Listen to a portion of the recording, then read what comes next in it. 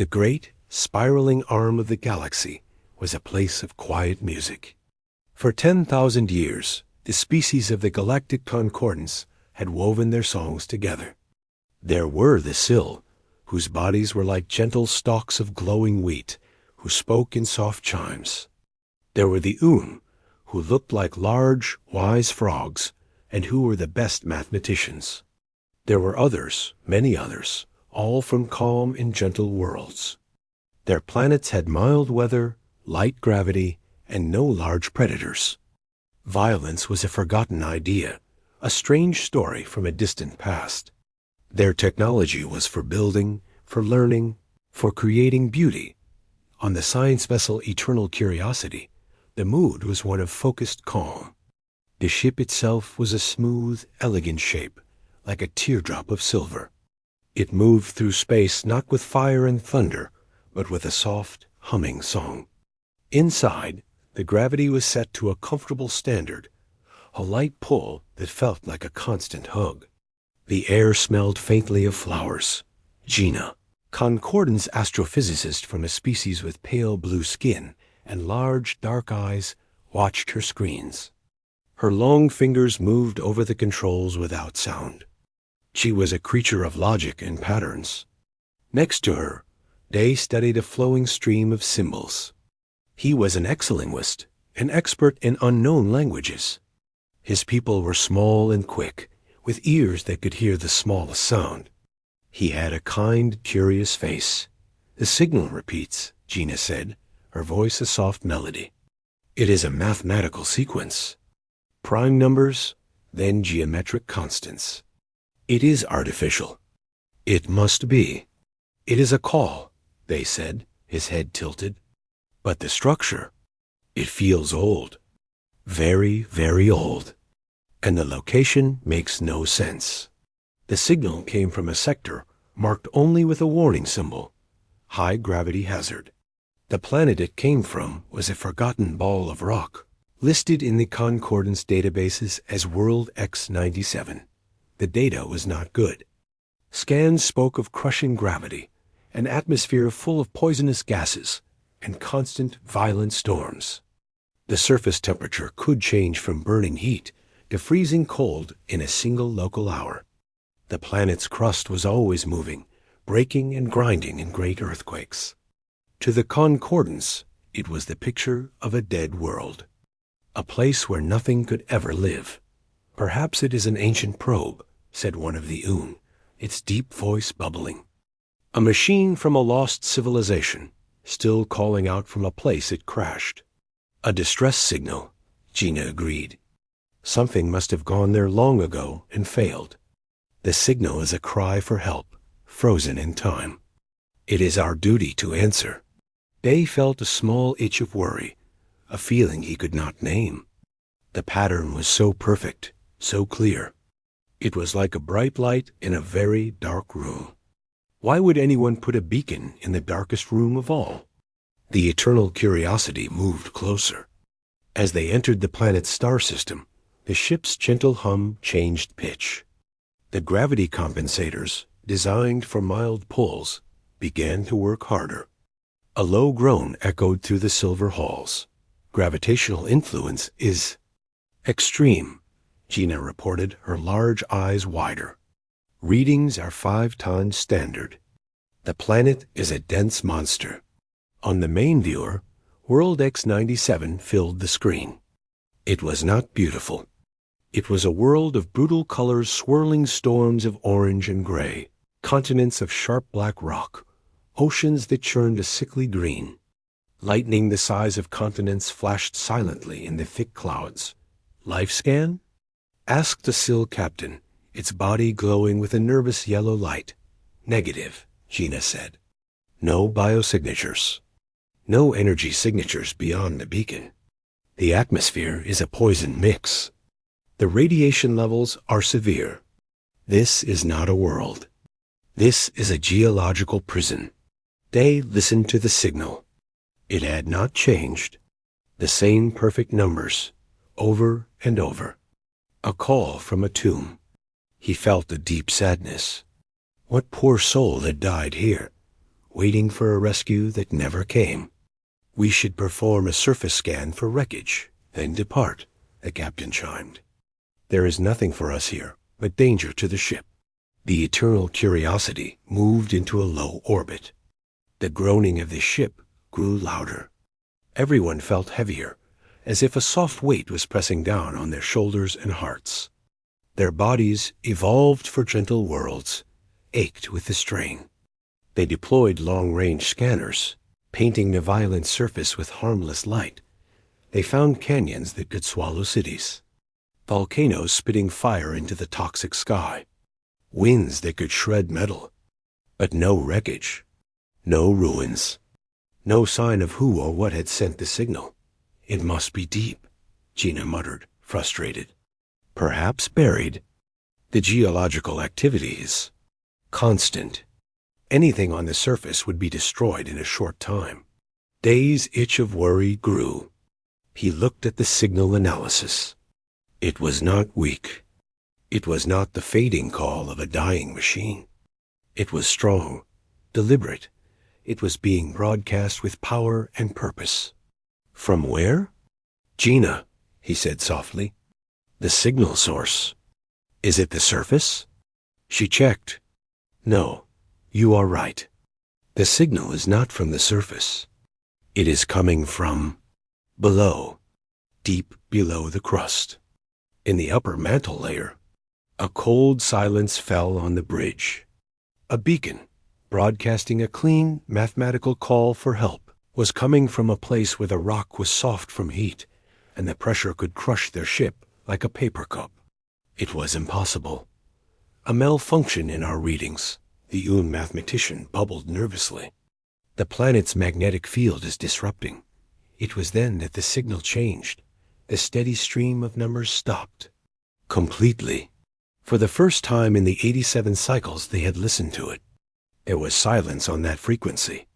The bridge was so quiet they could hear the nervous rustle of the sill's stalk-like bodies.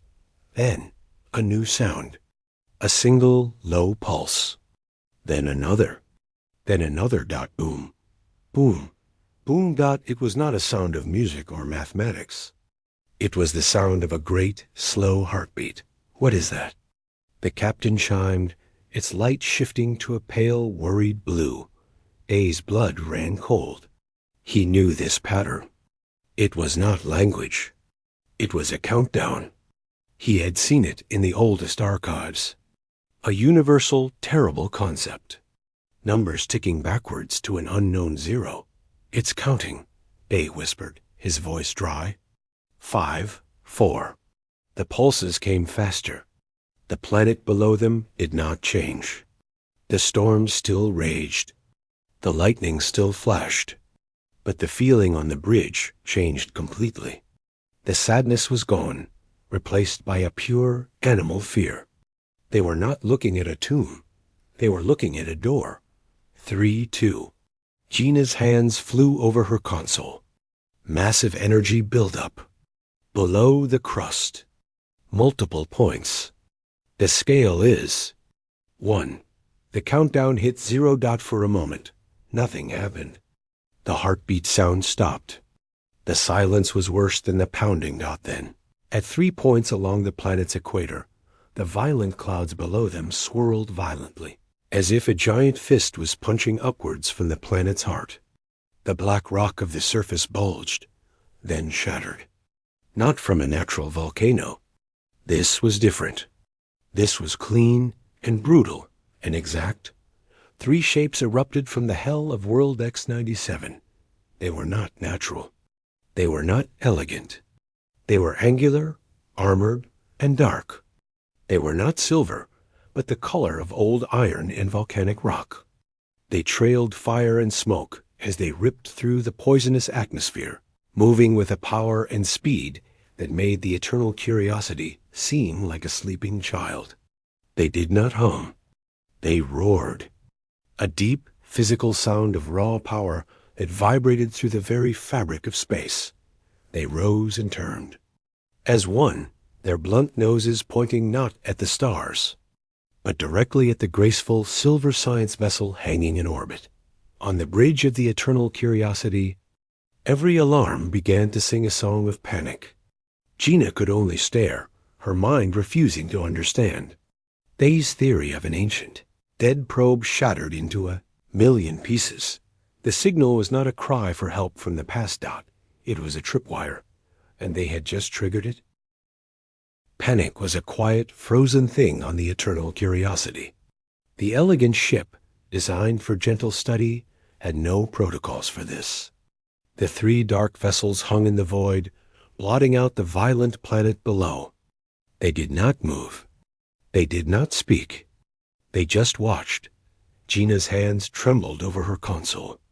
Every sensor screamed at her.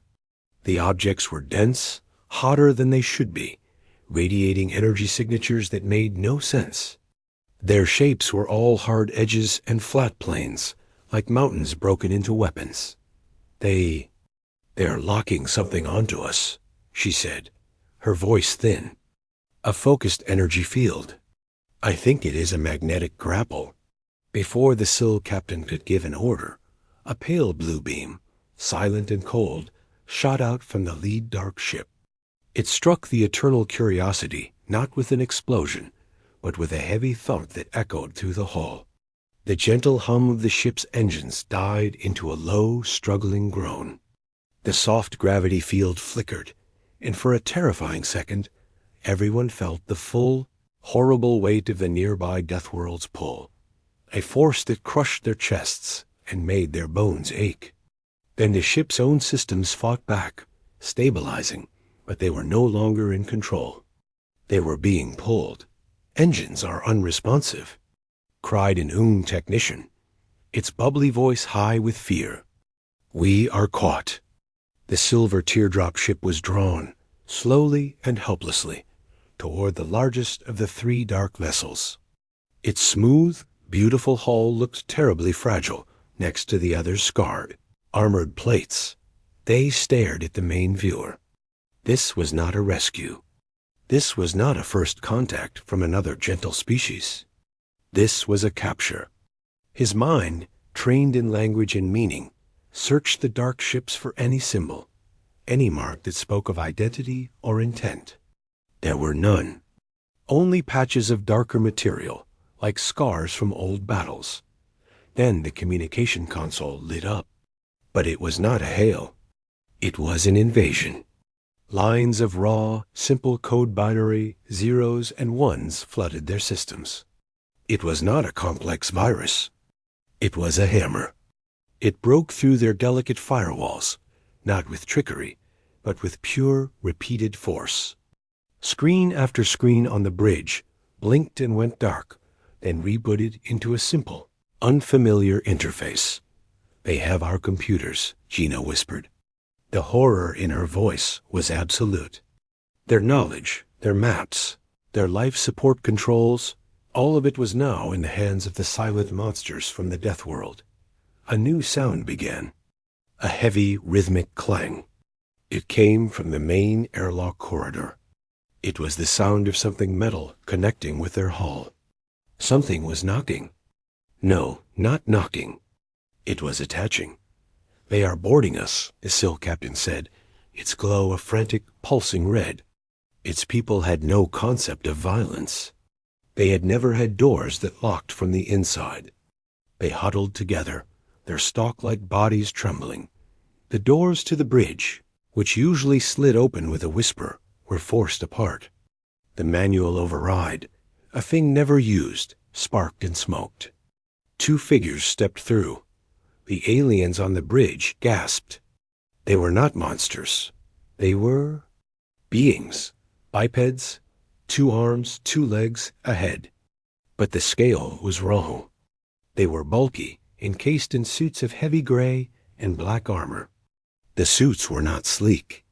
They were functional, covered in plates and hard angles, with pipes and cables running along the limbs. They moved with a slow, deliberate weight, each step a solid thud on the deck. The gravity of the Eternal Curiosity, set to a gentle standard, seemed to mean nothing to them. They walked as if they were still on their own crushing world. One was slightly taller, its armor bearing more of the dark, scar-like patches. It stopped in the center of the bridge, its helmeted head turning slowly to take in the terrified Syl, the frozen the trembling others. The visor of its helmet was a dark, reflective surface, showing only the distorted, fearful reflections of the aliens around it. The second figure was slightly smaller, its movements more alert. It held a device in its armored hand, pointing it at consoles, at the walls, scanning. It stopped and looked directly at Day. Day felt a chill, as if he were being measured. Then, with a series of soft hisses and clicks, the helmets of both suits retracted. They folded back into the bulky collars, revealing the faces beneath. The aliens let out another soft chorus of shock. The faces were familiar in a strange way. They had 2 eyes, a nose, a mouth. Skin, not scales or fur. But the skin was a tone they had never seen. A warm, light brown on the male, a slightly paler shade on the female. Their hair was dark, black like space. The male had a short, rough beard with hints of gray in it. His face had lines around the eyes, lines that spoke of squinting into hard lights or strong winds. His eyes were a calm, dark brown, but they held a sharpness, an alertness that missed nothing. The female's face was younger, but no less intense. Her eyes were like black stone, flicking from one alien to another, assessing threats, exits, controls. Her expression was neutral, but her posture was like a coiled spring, ready. They breathed the ship's air. They did not cough or faint. The atmosphere, perfect for 100 gentle species, was simply acceptable to them. The male spoke. His voice was a low rumble, deeper than any oon's. The words were strange, full of hard sounds. But then the ship's newly captured computer system, now running their code, translated it. The voice that came from the speakers was flat, electronic, but the meaning was clear. You activated the beacon. Why? The question hung in the air. It was not a roar. It was not a threat. It was a simple, direct demand for information. The calmness of it was more frightening than any weapon. The Syl captain tried to chime a response, but its light just flickered weakly. It was Gina who found her voice, the scientist in her pushing past the terror. It was a distress signal. A call for help. We came to answer it. The female's sharp eyes locked onto Gina. The female spoke no. Her translated voice was cool, clear. A call for help. She repeated the words as if tasting them. She looked at her male companion. They read the dinner bell as a cry for help. The male gave a small, slow nod. His eyes returned to the Syl captain. You are not from a death world. Your ship is weak. Your bodies are soft. You should not be here. You should have been afraid of the signal and left. Day finally found his own voice. We were afraid, he said, his small voice echoing in the quiet bridge. But we thought someone needed us. The male looked at Day for a long moment. The intensity in his eyes softened, just a fraction. It was replaced by something else. Something weary. Something like a deep, old sadness. A kind thought, the man said. A dangerous one. My name is Min. This is Hannah. You are now in our custody. Do not try to resist. Your ship cannot fight. Your bodies cannot fight. We will ask questions. You will answer. Hannah raised her scanning device again. Their biological readings are off the scale for fragility. Low bone density. Weak muscle mass. No natural armor. They are all soft. She said it as a fact, not an insult. A scientist stating Min looked around the beautiful, fragile bridge at the terrified, gentle faces. He saw the lack of weapons, the open layout, the heart on the walls. His expression, for the first time, showed a flicker of something like understanding. And then, something like pity. You really didn't know. he said, mostly to himself. You heard a wolf's howl and thought it was a lost pup. He turned back to them, his face settling into its calm, unreadable mask. The beacon was a warning. A test. You failed it. Now you will come with us. Do not be afraid. We are not here to hurt you. He paused, and his dark eyes seemed to look right through them, back to the terrible planet below. The hurting was done by the world that made us. We are just what came out. The humans, Min and Hana, led them from the bridge. Their heavy steps were the only sound in the corridors of the Eternal Curiosity. The aliens moved in a quiet, stunned group. They were taken to the ship's main meeting chamber, a room designed for peaceful discussion. The walls were curved and soft, the light gentle. It felt like a sick joke now. Min gestured to the wide, low seats. Sit, please. His tone was not friendly, but it was not cruel. It was the tone of someone giving a necessary order. The Sil and Un and others slowly settled onto the cushions. They felt small, like children. Gina and Day sat close together, their fear a cold knot in their stomachs. Min and Hana did not sit. They remained standing, their armored forms dominating the gentle room. Hana went to the wall and did something to a control panel. The ship's gravity compensators whined softly, and the comfortable, light pull of the ship began to change. A collective gasp went up from the aliens. They felt themselves growing heavier. It was a slow, pressing force, pushing them down into their seats. It was not the terrible, bone-crushing weight of the Deathworld's orbit, but it was strong, uncomfortable. Their hearts beat faster, laboring under the new demand. Min and Hana, however, seemed to relax. Hana rolled her shoulders, a small sigh escaping her lips. Min shifted his weight from one foot to the other, the movement easy and natural. The gravity that strained the aliens was normal for them. It was home. Better, Hana said simply. Now we talk, Min said. He looked at their frightened faces. You want to know what we are, why we are here. The story is old. Listen. He began to speak, his low voice filling the quiet room. The translation software turned his words into clean, flat sentences. Our world is not like yours. You call it a death world. We call it Earth. It is a cradle of violence. Its gravity is strong as you feel. Its crust is not a single plate, but many, always fighting, creating mountains and earthquakes without end. The weather is not a pattern. It is a rage. Storms that can scrape land clean, winds that carry ice or fire. He paused, letting them imagine it. Gina, the scientist, saw the data in her mind. The extreme tectonic activity, the wild temperature swings. It was a world in constant, painful change. The life there, Hana continued, her voice cool, evolved under that pressure. Plants with poisons to kill anything that ate them. Animals with claws, teeth, venom, and a hunger that never slept.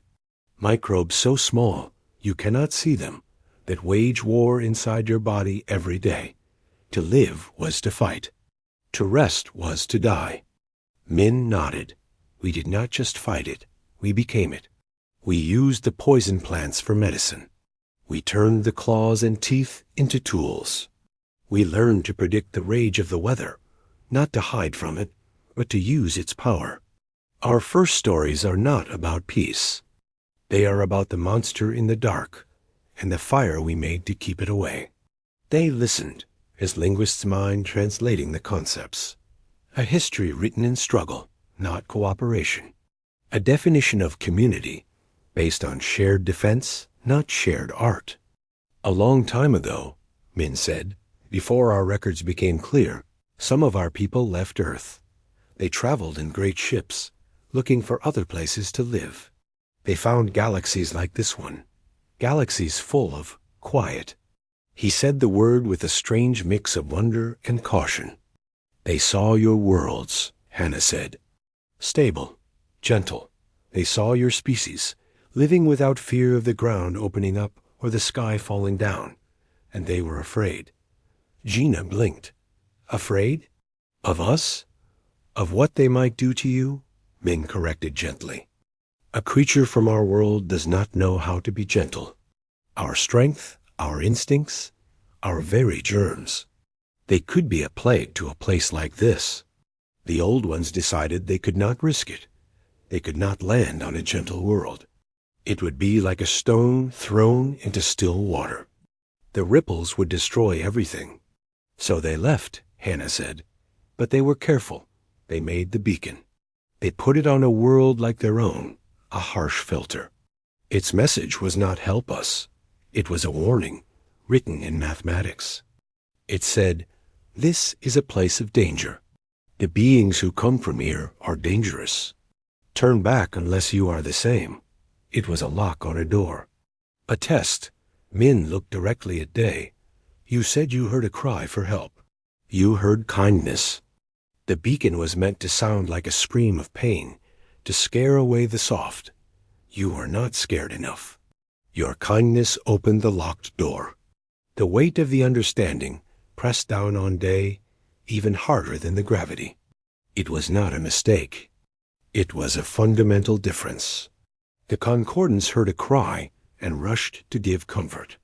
The humans built a warning and hoped it would keep everyone safe. But why stay? Gina asked, her scientific mind grappling with the logistics.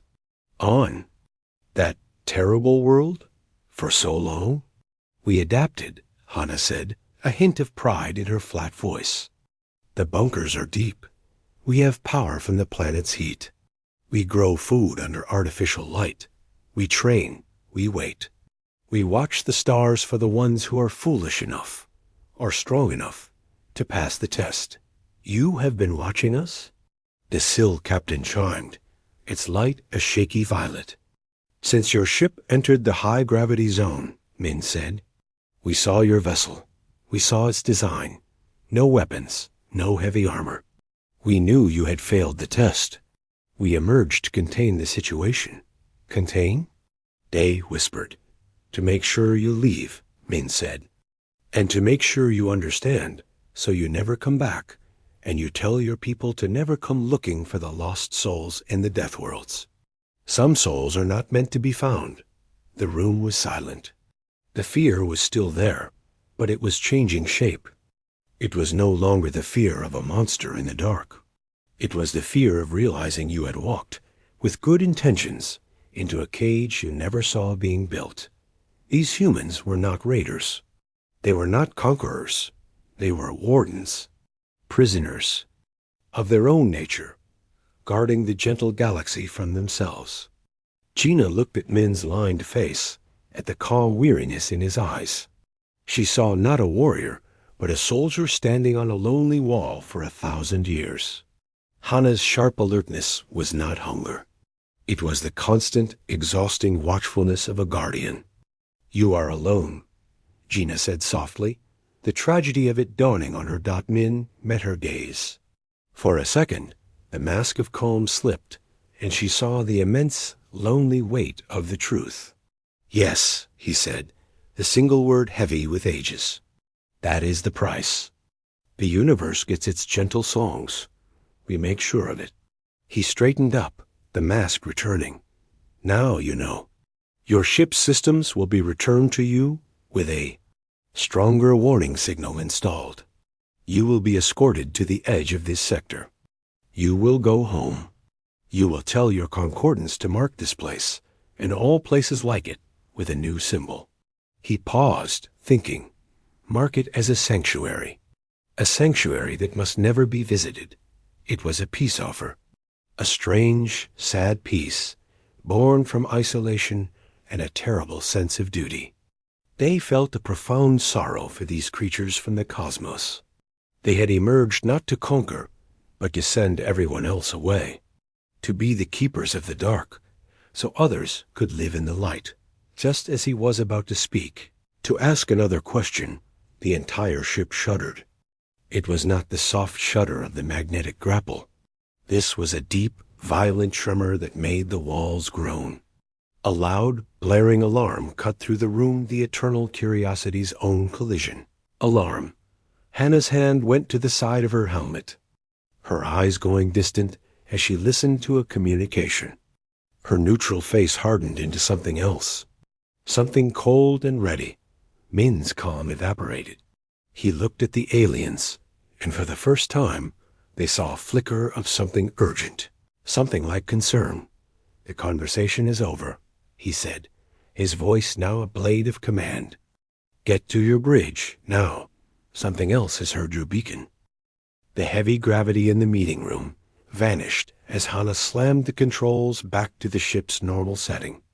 The sudden lightness made the aliens stumble, but there was no time to recover.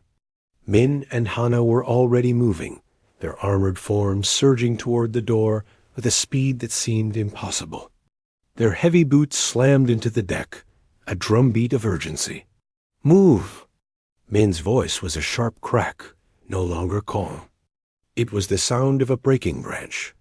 Gina, Day, and the others scrambled after them, their own fear now mixed with confusion. The humans ran not like beings fleeing, but like water flowing toward a threat. They did not look back. On the bridge, the main viewer was a chaos of light and terror. A new ship filled the screen. It was nothing like the human vessels. It was organic, grotesque. It looked like a massive, twisted shell from some deep-sea horror made of dark, chitinous plates that oozed a faint, sickly light. Pulses of violet energy traveled across its surface like diseased blood.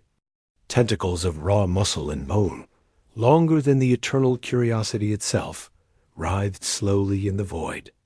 It had no clear front or back, just a pulsating, hungry mass. "The Drazney," the Sill captain whispered, its glow a flat, hopeless gray. "A Maw ship. It is a raider, a predator. It strips worlds of all life, all resources. We have fled from them for cycles. They hunt by following energy signatures, like our beacon scan." The captain's musical voice was a broken tune. "They have found us. We are dead."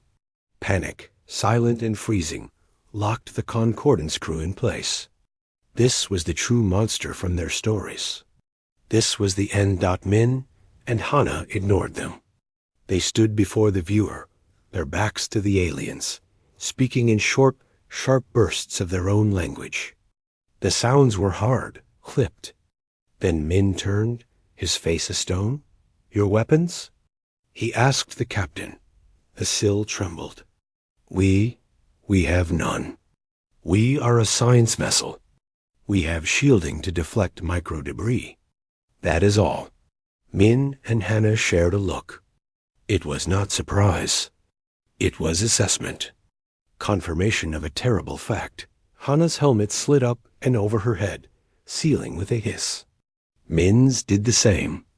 Their faces disappeared behind dark visors.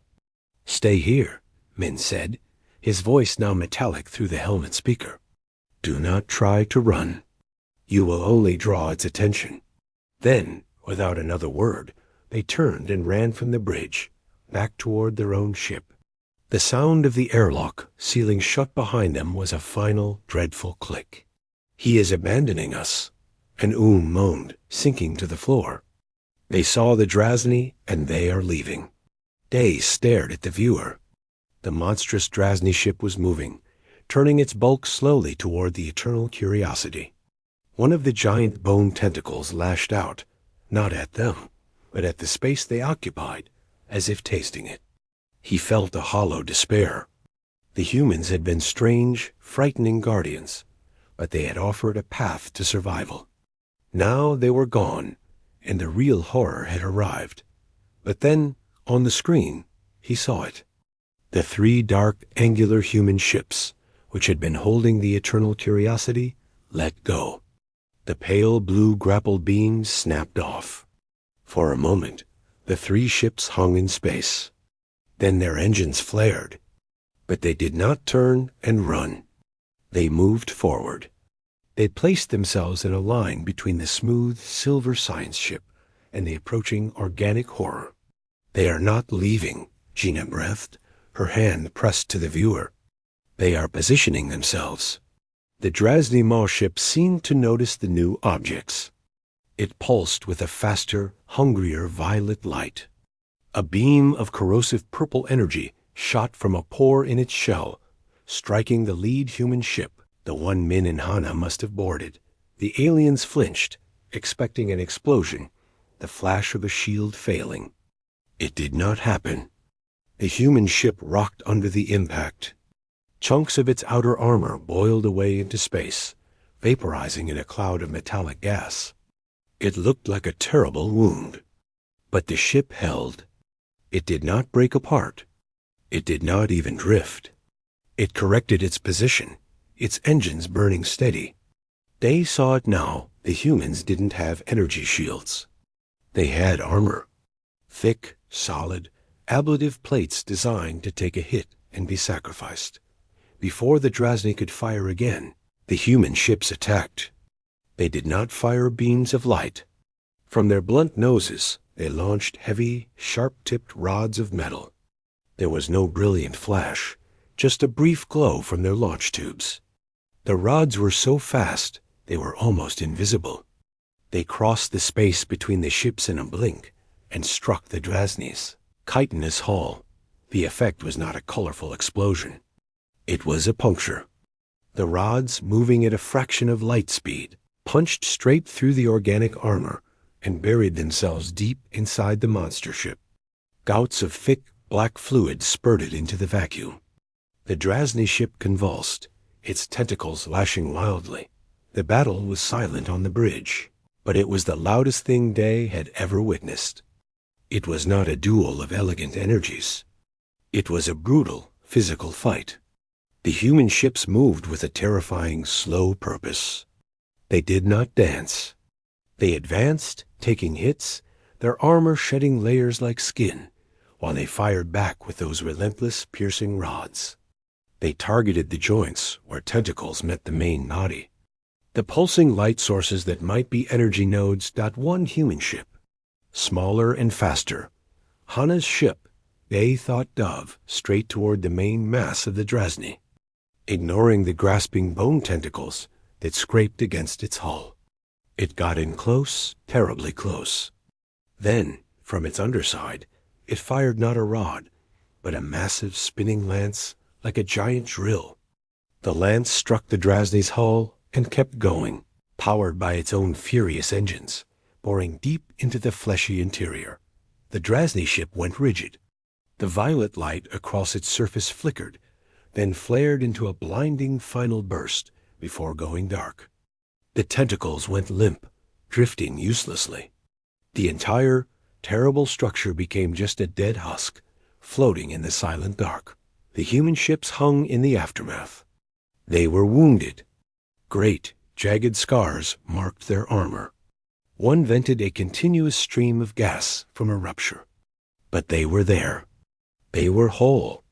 They had not fired a single shot toward the eternal curiosity. On the bridge, no one spoke. The SIL captain's glow was a pale, stunned yellow. The mathematician was utterly still. Gina looked at the data streaming on her console. The energy readings from the human weapons? They are purely kinetic. No plasma, no antimatter. Just mass and speed. Simple physics. Taken to an extreme. They understood then. They didn't fight with technology that concordance couldn't grasp. They fought with the basic principles of a violent universe force, impact, momentum honed to a nightmarish degree. They fought like their planet fought, with crushing gravity, with tectonic force. With the relentless impact of a meteor dot, the cum system crackled.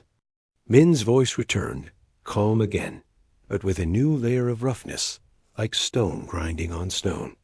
Eternal curiosity, this is Min. The immediate threat is gone. Prepare for our return. We have repairs to discuss. He did not sound like a triumphant warrior. He sounded like a man who had just finished a hard, necessary, and ugly job. As Gina watched the scarred, Silent human ships turned slowly back toward them. She realized the humans had not just fought for them. They had fought in front of them. They had used their own bodies, their own ships, as a wall, and they had stood firm.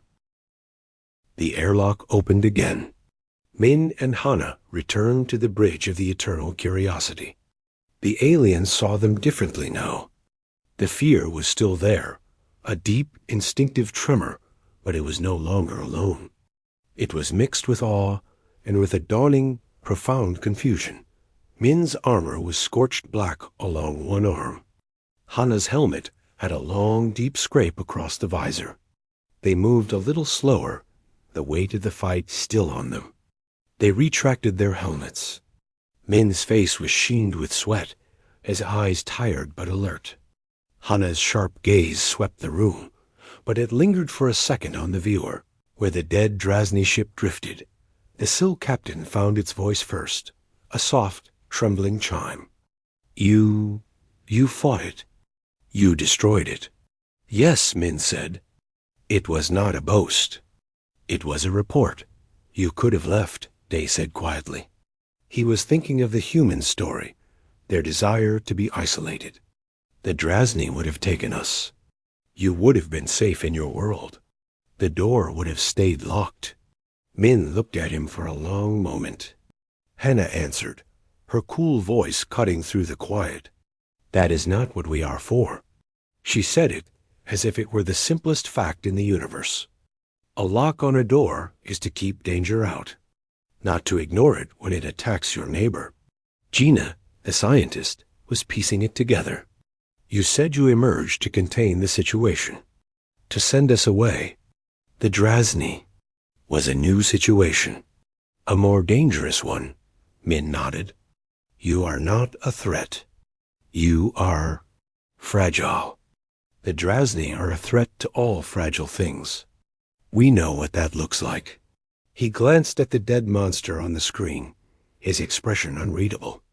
Our world had predators. We learned the only way to stop a predator is to become a bigger one. He stepped toward the captain. Your galaxy is more dangerous than you knew. Your peace was a gift, but it made you blind. The Drazni are proof. There are other things in the dark, things that do not send polite warnings before they eat. The truth of it settled on the bridge. The Concordants had built a beautiful, gentle house, but they had forgotten that the universe outside was a wild, cold night. They had no locks, no walls, no lights. What do we do? The captain asked, its light pulsing with lost hope. Min and Hana looked at each other. A silent conversation passed between them, made of small glances and slight nods. The weariness in Min's face was pushed aside by a new resolve. You learn, Min said, and we learn from you. He gestured to the elegant silver ship around them. You have knowledge we do not. You understand cosmic biology, gentle energy, the music of stable stars. You built a federation without war. This is magic to us. We have only the knowledge of survival, of force, of armor, of watching the dark. Hana took a step forward. We offer a treaty, not of rule, of exchange. You let us teach you how to see threats, how to build walls that do not look like walls, how to make a shield that is more than a hope. We give you the strength to keep your peace. And in return, Min continued, you teach us what peace is. You show us the records of your 10,000 years of quiet songs. You help us understand the things we have never had, trust that is not earned in battle, art that is not about survival, science that is not about making better weapons. The offer hung in the air, vast and strange. It was not conquest. It was not surrender. It was an alliance between two opposites, the soft and the hard, the light and the shadow. Gina felt a surge of something she had not felt since before they found the beacon. Hope. You would not be alone anymore, she said. Min's calm mask slipped again. The loneliness she had seen before was raw in his eyes. No, he said softly. We would not. Day stood up, his small frame feeling stronger. The beacon was a test, and we failed it. But maybe failing it was the only way to pass a bigger test. You tested for strength and found weakness, but we tested for compassion and found it in you. Hannah almost smiled. It was a small, tight thing, but it changed her face completely. A good thought, linguist. Plans began to form, simple and basic. The human ships, the Vigil, the Sentinel, and the Bastion would escort the Eternal Curiosity back to the edge of concordance space. They would travel together. The humans would share the basics of threat assessment algorithms, not to create paranoia, but to create awareness. They would give the schematics for their kinetic projectile launchers, their ablative armor composites. In return, the Concordants would open their historical and cultural archives. They would share their medical knowledge, their environmental systems, their understanding of cosmic harmony. They would teach by example. As the ships turned, a new course plotted into the navigation systems. Gina worked at her console. She accessed the main galactic database, the one that listed all known species and worlds. She found the entry for World X97. The classification read, High Gravity Hazard, Uninhabitable. She deleted it. Her fingers hovered over the keys, thinking. Then she typed a new entry. She gave the coordinates, the planetary data. At the top, where the name was, she did not write Earth or Deathworld. She wrote what it had truly been. Sanctuary. And below. In the classification field, she typed the new words. The words that would from this moment forward define the beings who had emerged from the cosmos. Deathworlder, Protector class. She looked up at the viewer. The three scarred, dark human ships flew in formation around the silver Eternal Curiosity. They were not beautiful. They were not graceful. They were strong. They were a wall between the gentle songs and the silent, hungry dark. They were the answer to a question the Concordance had been too peaceful to ask. Who will stand watch? Min's voice came over the comm, final and clear. Lead the way, Eternal Curiosity. We will follow, and we will watch. The Sill captain, its glow now a steady, warm gold, gave the order. The ship hummed to life, not with the song of fear or wonder, but with the quieter, stronger song of a new beginning. The aliens had not known who had come from the terrible world. They had expected death. They had found guardians. And as the small fleet moved toward the stars, leaving the violent cradle behind, they understood. The Deathworlders had not brought death with them. They had taken its shape, worn its armor, so that others would never have to know its face. They had emerged from the cosmos not as a storm to be feared, but as the shelter built in the eye of the storm. For everyone else,